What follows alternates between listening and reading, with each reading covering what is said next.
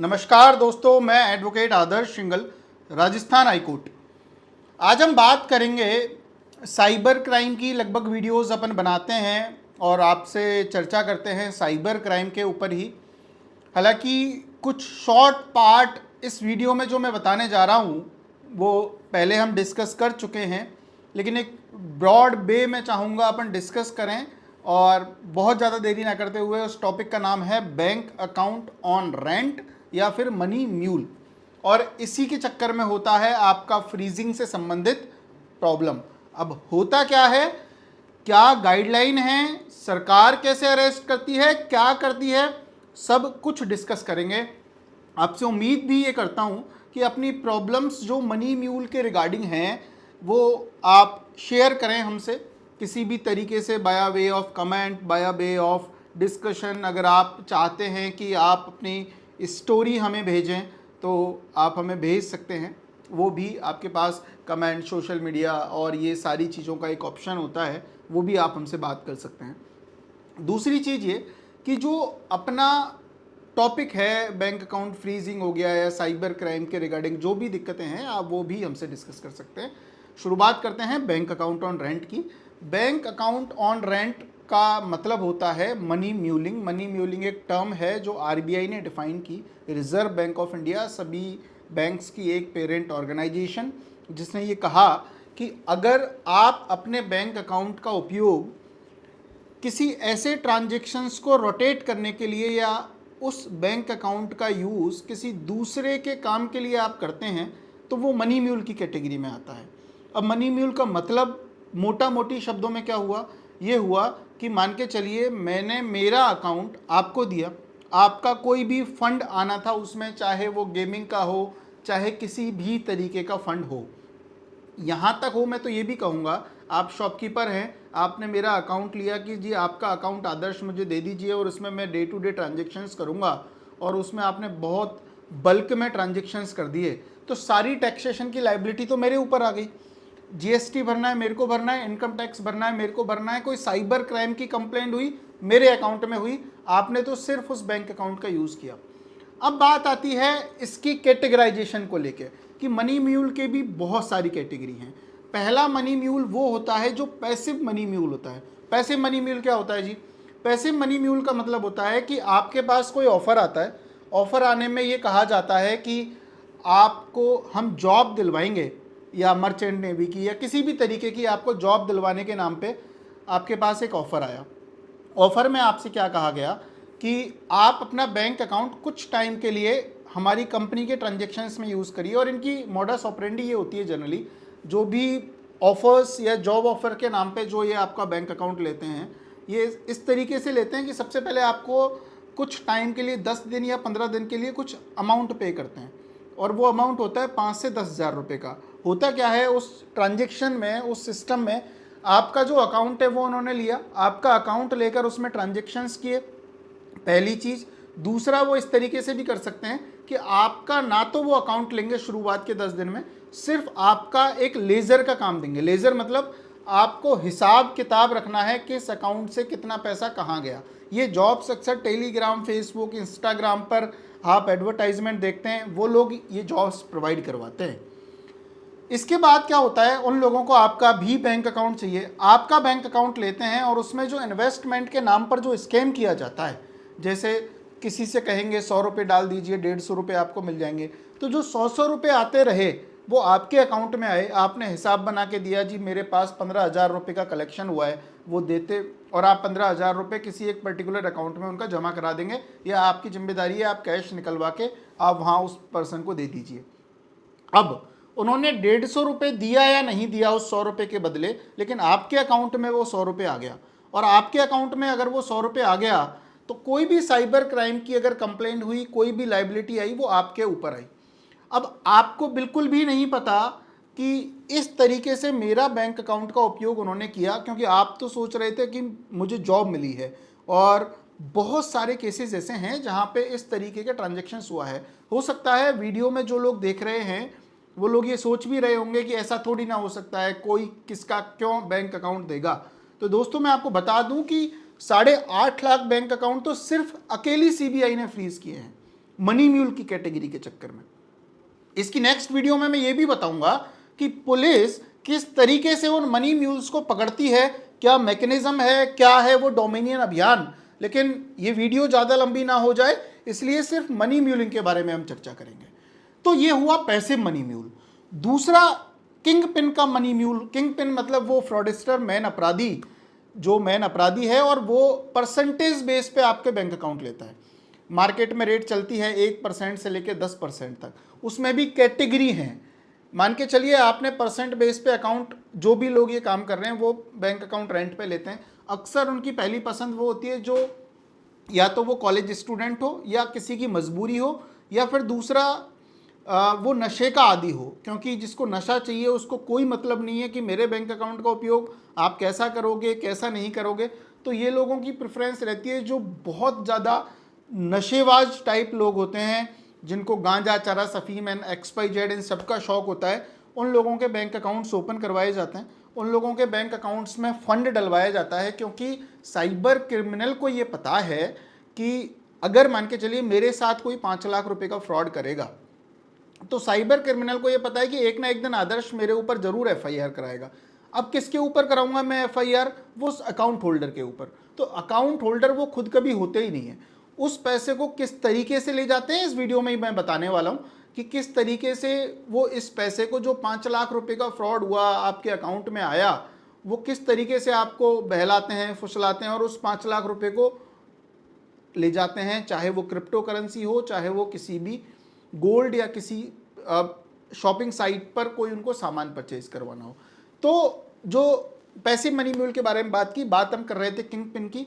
तो इस तरीके से उन लोगों को फंसाते हैं। एक एग्जांपल ले लेते हैं कॉलेज स्टूडेंट का, जिन केसेस को हम देखते हैं कि कोई कॉलेज स्टूडेंट होता है, उससे अकाउंट ओपन करवाया जाता है, उसको कहा जाता है कि आप खुद का खर्चा खुद निकालिए, मम्मी पापा पे वर्डन नहीं बनना चाहिए। और बहुत प्रोफेशनल टाइप लोग होते हैं ये लोग, शूट बूट पहन के इतना इम्प्रेस कर लेते हैं आपको, आप फंस जाते हो कि मैं अपना खुद का खर्चा खुद निकालता हूँ, ये है वो है, मम्मी पापा पे वर्डन नहीं बनना है आपको। तो एक 20 या 22 या 25 साल का लड़का क्या सोचेगा, ठीक है मैं अपना खुद का खर्चा खुद निकालता हूँ, अपना वो एक अकाउंट रेंट पे देता है, उसको लाख 1.5 लाख रुपए एक अकाउंट के बदले मिलते हैं, वो राजी होता है, वो खुद आगे से दूसरी बैंक में जाता है, क्योंकि 50 से ज़्यादा बैंक हैं, कोई ऑनलाइन है कोई ऑफलाइन है, तो अकाउंट्स ओपन हो जाते हैं।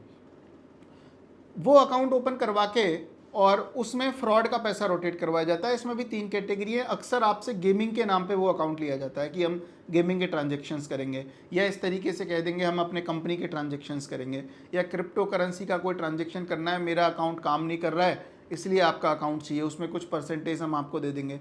कुछ लोग ये भी कहते हैं कि सरकार को 28% या 30% टैक्स देना है, तो इसलिए उस टैक्स से बचने के लिए हम आपके अकाउंट में पैसा ले रहे हैं, क्योंकि 12 लाख तक तो सरकार टैक्स नहीं ले रही है, तो हम 10 लाख रुपए के आप पे ट्रांजैक्शन करेंगे और 1 लाख रुपए हम आपको उसका कमीशन दे देंगे, क्योंकि सरकार को अगर देना है तो हमारे अकाउंट में बल्क में ट्रांजेक्शन्स होंगे तो 30% टैक्स देना है। इस तरीके की बातें वो करते हैं, सब फेक होती हैं। ना कभी वो सरकार को टैक्स देते हैं, ना कुछ करते हैं, ना GST ना इनकम टैक्स, सारी लाइबिलिटी आती है आपके ऊपर। वो 10 लाख या 5 लाख रुपए को लेके लेते हैं अकाउंट, लेकिन करोड़ों के ट्रांजेक्शन उसमें कर देते हैं अगर वो बैंक अकाउंट फ्रीज नहीं होता है तो। और वो चलते रहते हैं ट्रांजेक्शन्स, और लास्ट में आपको जाके पता लगता है कि उस पर 50 कंप्लेंट है, 60 कंप्लेंट है। आप उनको रोकने के लिए भी कहते हो, लेकिन आपसे वो किट भी ले लेते हैं, क्योंकि उन्होंने इसके बदले आपको पैसा दिया है, इसके बदले आपने कुछ 2%, 5%, 10% में आपने उनको रेंट पे दिया है अकाउंट। एक कैटेगरी ये हो गई। एक कैटेगरी ये आती है कि हैक्ड की कैटेगरी। अब जिन लोगों के बैंक अकाउंट, आपने मान के चलिए 4 बैंक अकाउंट हैं आपके पास या 2 बैंक अकाउंट हैं आपके पास, एक बैंक अकाउंट आपने आज से 5 साल पहले खुलवाया था, जिसमें आप ना कोई ट्रांजेक्शन कर रहे हो, ना कुछ भी नहीं कर रहे हो, और एक अकाउंट है जो आपका रेगुलर चल रहा है। इसमें खामी रहती है बैंक ऑफिसर्स की। सबसे पहले तो मैं ये बताऊं कि हैकिंग का मतलब क्या होता है। हैकिंग का मतलब होता है, अगर बैंक अकाउंट हैक होने का मतलब हुआ कि आपके बैंक के ID पासवर्ड इंटरनेट बैंकिंग के किसी फ्रॉडिस्टर के पास चले गए, चाहे वो लिंक पे क्लिक करके गए हों, चाहे OTP से गए हों, चाहे कोई API स्टोर करके, कोई APK फाइल इंस्टॉल करके उस तरीके से लिए हों, या फिर जो सबसे कॉमन है, बैंक ऑफिसर्स ही उन साइबर फ्रॉडिस्टर्स से मिल जाते हैं और वो आपके अकाउंट्स की सारी डिटेल्स उन साइबर फ्रॉडिस्टर्स को दे देते हैं। अब आप कहते हो कि जी ना मैंने OTP दिया, ना लिंक पे क्लिक किया, ना मैंने कोई एप्लीकेशन इंस्टॉल किया, फिर भी मेरा बैंक अकाउंट हैक हो गया, फिर भी मेरे बैंक अकाउंट में ट्रांजेक्शन्स हो रहे हैं। तो कहीं ना कहीं बैंक के ऑफिसर्स की भी इसमें फॉल्ट होती है। बहुत सारे केसेस ऐसे हैं जहां बैंक ऑफिसर्स को भी अरेस्ट किया गया है। तो ये बात रही हैकिंग की। अब आपको ये डिसाइड करना है कि आप किस कैटेगरी में हैं या किस कैटेगरी में आ सकते थे। और ये जो वीडियो है ये प्रिवेंटिव भी है, और इस वीडियो में जो हम आगे डिस्कस करना चाहते हैं और करने वाले भी हैं वो है सॉल्यूशन पे।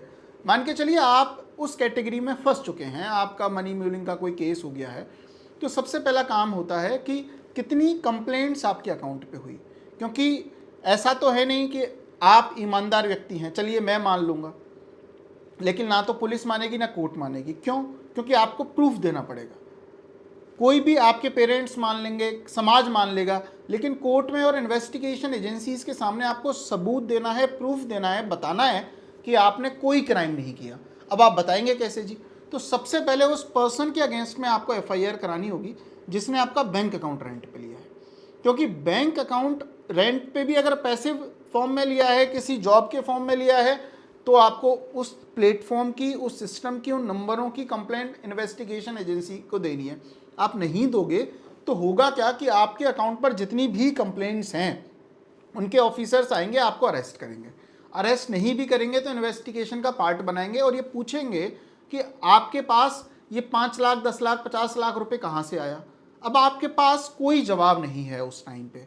आप सिर्फ ये कहते रह जाएंगे कि मैं, उस व्यक्ति मेरे टच में आया, इस तरीके से टेलीग्राम ऐप था, इस तरीके से प्लस ऐप था, व्हाट्सएप था, और भी दुनिया भर के एप्लीकेशंस थे, और मैं उनसे संपर्क में आया, मैं चाय की थड़ी पे मिला करता था, धीरे धीरे उसने कहा कि कुछ नहीं होगा, फ़ायदा होगा, ये होगा, वो होगा।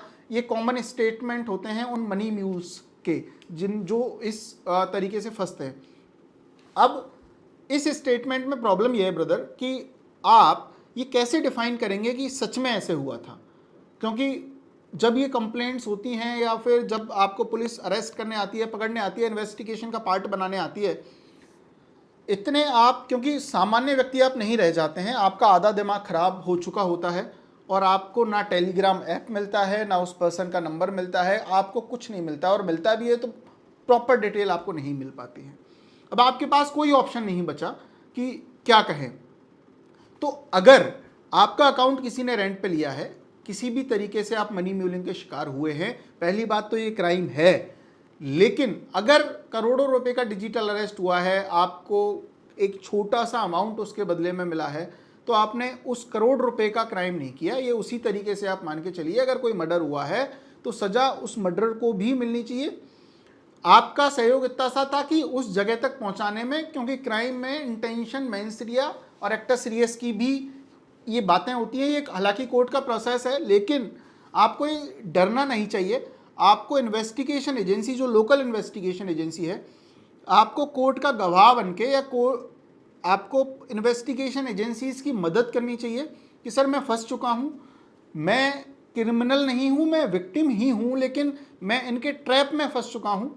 जो भी मेरी लाइबिलिटी है, मेरी जिम्मेदारी बनती है कि मैं इन्वेस्टिगेशन एजेंसीज को सूचना दूँ। आप सूचना दीजिए उनको। और जो bank account rent, money mewling और इस समस्या है, इसको खुल के बात करिए आप।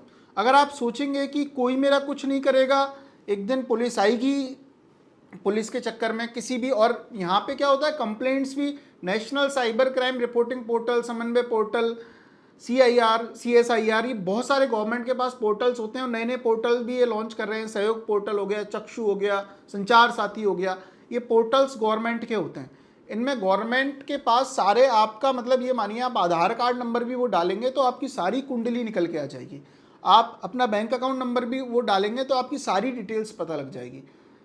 तो आप ये मत सोचिए किसी को क्या पता लगेगा, उनको सब पता है, सब पता लग जाएगा, कोई आपके साथ हानि ना हो। और अगर पुलिस इन्वेस्टिगेशन एजेंसीज का कोई कॉल वगैरह आया है तो सच्चाई के साथ सारी डिटेल्स उनको दें, क्योंकि एक टाइम ऐसा आएगा, ये जो साइबर क्रिमिनल्स हैं ये आपके साथ साइबर क्राइम करके भाग जाएंगे, आपको कोई बचाने वाला नहीं रहेगा। बड़ी बड़ी कंपनीज पहले से ये करती आई हैं, अभी भी ये कर रही हैं, और आगे पता नहीं करेंगी नहीं करेंगे। ये सिर्फ तभी संभव हो पाएगा इस समस्या से निकलना, जब आप, मैं और हम सब इस मुहिम में साथ देंगे। और इसके साथ साथ मैं रिक्वेस्ट करता हूँ कि अपने पेरेंट्स को ये वीडियो ज़रूर शेयर करें। पेरेंट्स हैं तो अपने बच्चों को ज़रूर शेयर करें, उनको बताएं कि किस किस तरीके की प्रॉब्लम्स आज के समय में है, क्योंकि आज के समय में वो प्रॉब्लम्स तो ख़त्म हो गई कि हमारा बेटा जाएगा या हमारा बेटा झूठ तो नहीं बोल रहा है, हमारा बेटा ये तो नहीं, वो तो नहीं, चोरी चकोरी, अच्छी दोस्ती बुरी दोस्ती। आपको लगेंगे, अगर आप पेरेंट्स हैं तो आपको लगेंगे कि हमारा बेटा बहुत अच्छे कपड़े पहनता है, बहुत अच्छा फ़ोन रखता है, बहुत अच्छे दोस्त हैं, बहुत अच्छे से बात करता है, लेकिन ये बिल्कुल भी ज़रूरी नहीं है कि बहुत अच्छे से बात करना, बहुत अच्छे से रहना, सब कुछ करना इस प्रॉब्लम का शिकार नहीं बना सकता। क्योंकि अक्सर देखा गया है कि बहुत सारे जो लोग हैं जो इस तरीके की कैटेगरी में हैं, सिर्फ अपनी लाइफ स्टाइल पर ही खर्च करते हैं, पैसा कमाते हैं, क्लब में पार्टीज़ करते हैं, काली स्कॉर्पियो बुलेट पे फटाके वटाके फोड़ना, इस तरीके का शौक़ रखते हैं। आप इस चीज़ को बिल्कुल नज़रअंदाज ना करें। अगर आपको लगता है तो आप उनसे बात करें, उनसे बताएं कि कहीं वो इस तरीके के क्राइम में तो नहीं फंस रहे हैं, क्योंकि ये टेक्निकल दुनिया है, साइबर क्राइम की दुनिया है, ऑनलाइन का ज़माना है। बहुत सतर्कता से इस जीवन को जीने की आवश्यकता है। आप अपने अकाउंट्स को चेक भी करवाएं।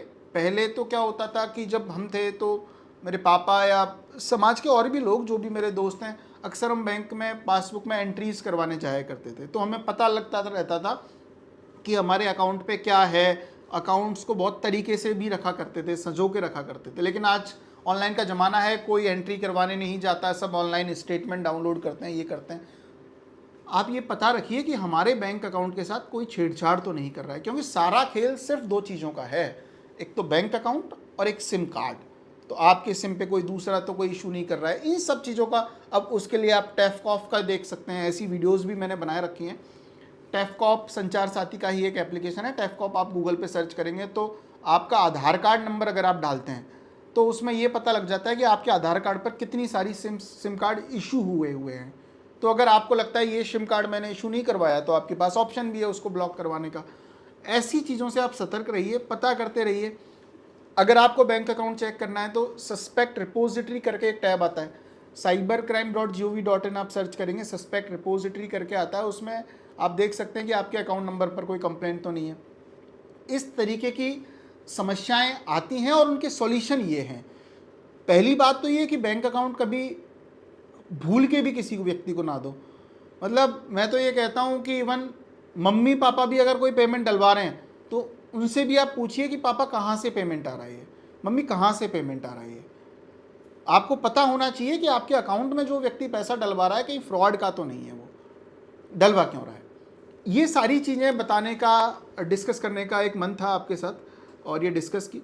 मैं उम्मीद करता हूँ कि नेक्स्ट वीडियो में कुछ और इम्पोर्टेंट जानकारी मैं आपको बताऊँगा, साझा करूँगा। एक टॉपिक मेरे दिमाग में है कि मैं ये बताऊँ आपको कि मनी म्यूल्स को पकड़ने की मैकेनिज़्म क्या है, किस तरीके से अरेस्ट करते हैं, क्या वो डोमिनियन अभियान है, क्या एसपी के और डीजी जो अलग अलग स्टेट्स की हैं, क्या उनके पास इंफॉर्मेशन है, I4C का मैसेज क्या है, कि किस तरीके से हम, क्योंकि आपको क्या लगता है कि साइबर क्राइम हो रहे हैं और सरकार कुछ नहीं कर रही, और सरकार जब करती है तो आप ये विश्वास मान के चलिए फ्रॉडस्टर्स तो पकड़ में आते हैं, निर्दोष लोग भी पकड़ में आते हैं। और निर्दोष मैं उनको इसलिए नहीं कहूँगा क्योंकि कहीं ना कहीं उनको पता होता है, क्योंकि हमारे पास भी जो लोग आते हैं सबसे पहले तो वही हरिश्चंद्र बनने वाला ट्राई की, हमने कुछ नहीं किया, ये नहीं किया, वो नहीं किया, लेकिन बाद में जब पता लगता है तो वो कहते हैं कि जी हाँ थोड़ा बहुत तो लालच था। और एक लालच ही है जो आपको कहीं ना कहीं इन चीज़ों में धकेल देता है। पैसे वाला कोई नहीं बन पाता है ब्रदर, आप सब लोगों में से सिर्फ आप अपनी लाइफ स्टाइल पे खर्च करते हो और बाद में पता लगता है कि कोई ना कोई FIR हो गई, यहाँ से बैंक अकाउंट फ्रीज हो गया, ये कंप्लेंट हो गई, ये हो गया, वो हो गया, और फिर आप एक डिप्रेशन वाले जोन में जाते हैं जो आपके फैमिली मेम्बर्स को भी परेशान करता है, आपको भी परेशान करता है, और सबसे बड़ी बात आपके करियर को ख़त्म करता है। आप उभर ही नहीं पाते हैं। आप सोचिए 22-25 साल की उम्र में FIR किसी पर्सन पे हुई है, वो अपना दिमाग पढ़ाई में लगाए या उस FIR से निकलने में लगाए। निवेदन है आप सब लोगों से, कमेंट करिए, और कमेंट लाइक शेयर, और इन सब चीज़ों से फ़ायदा ये होता है कि हमें मोटिवेशन मिलता है कि हमको लोग पसंद कर रहे हैं या फिर हमारी वीडियोस लोग देखना चाहते हैं, और फिर उसी तरीके से हम वीडियोस बनाने का प्रयास करते हैं। Thank you so much. जय हिंद, जय भारत।